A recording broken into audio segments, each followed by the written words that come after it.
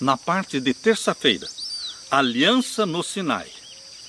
Antes da aliança, no Sinai, Deus salvou Israel literalmente. Vocês sabem que Deus só faz aliança com aqueles que Ele resgata? Deus só faz aliança com aqueles que foram comprados pelo sangue de Jesus. Deus só faz aliança com aqueles que são salvos em Jesus Cristo. Primeiro Deus salva, como fez com Noé. Deus proveu salvação e libertação para Noé e depois fez uma aliança com Noé. Deus também, Ele primeiro mostrou graça e misericórdia para com Adão e para com Eva e depois fez uma aliança com eles. Deus também mostrou graça e misericórdia para com Abraão e depois fez uma aliança com ele. Assim também com Israel. Deus os libertou da escravidão egípcia e então fez uma aliança com eles. Deus só faz aliança com homens e mulheres salvos em Jesus Cristo. Só que esta aliança que Deus fez com Israel ali no Monte Sinai, ela é mais completa do que as outras. Primeiro teve a aliança com Adão, depois com Noé, depois com Abraão.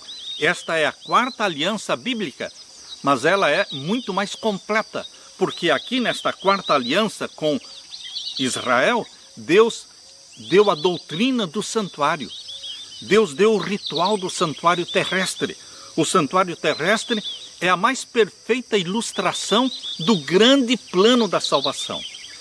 É impossível você entender o plano da salvação como um todo se você não entender, se você não estudar a doutrina do santuário.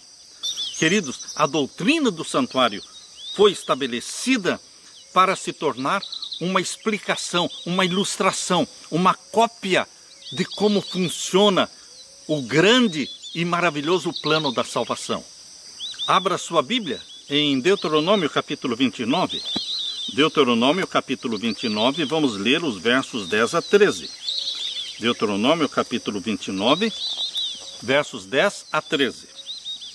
Todos vós estáis hoje perante o Senhor vosso Deus, os cabeças de vossas tribos, vossos anciãos e os vossos oficiais, todo homem de Israel, os vossos meninos, as vossas mulheres e o estrangeiro que está no meio do teu arraial, desde o rachador da tua lenha até o tirador da tua água, para que entres no concerto do Senhor teu Deus e no seu juramento que o Senhor teu Deus hoje faz contigo, para que hoje te confirme por seu povo e ele te seja a ti por Deus, como te tem dito e como jurou a teus pais, a Abraão, Isaque e Jacó.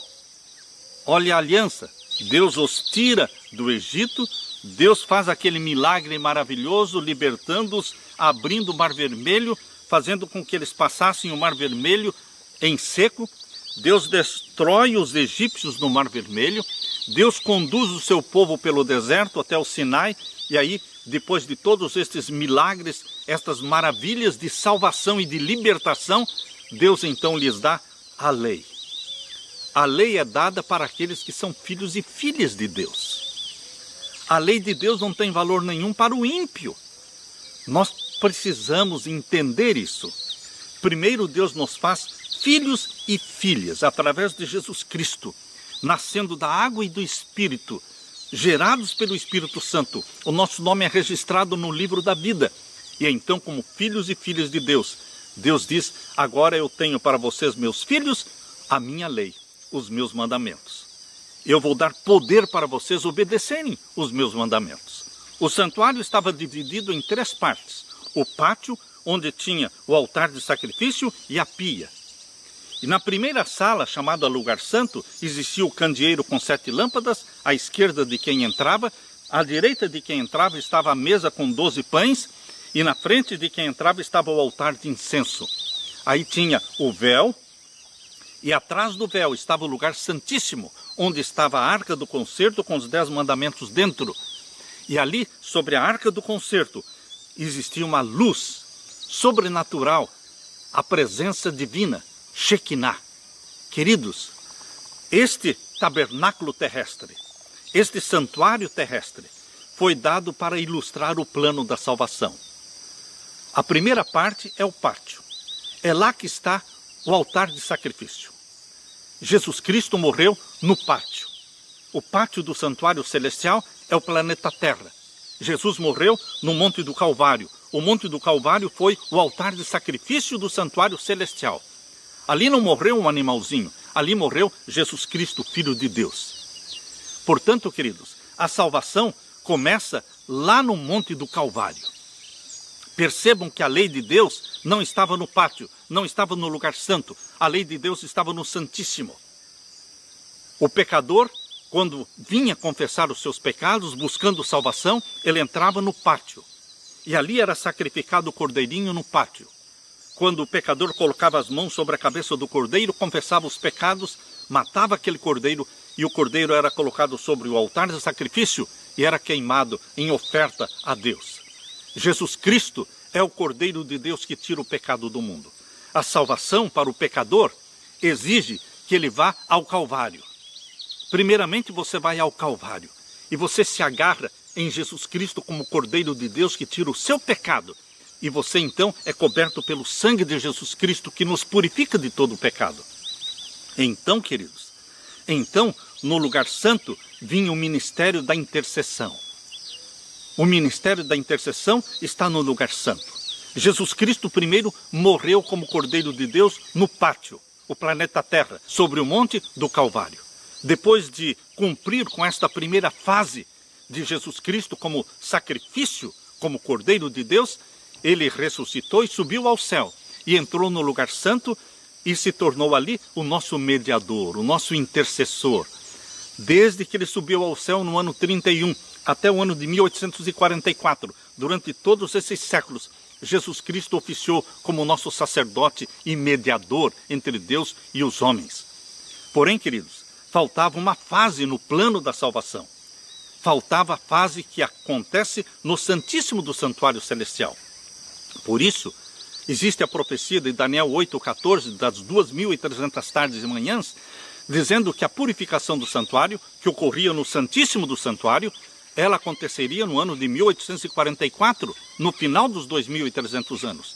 Por isso, em 1844, Jesus começou a terceira e última fase do seu ministério no Santuário Celestial, que é o juízo celestial. Ele entrou no Santíssimo e ele iniciou o juízo. O juízo começou pelos mortos e logo vai passar para os vivos. Quando Jesus Cristo terminar este juízo, ele lança o incensário sobre a terra. E então, queridos, depois dele lançar o incensário sobre a terra, ele sai do Santíssimo, se demora um pouco de tempo no lugar santo.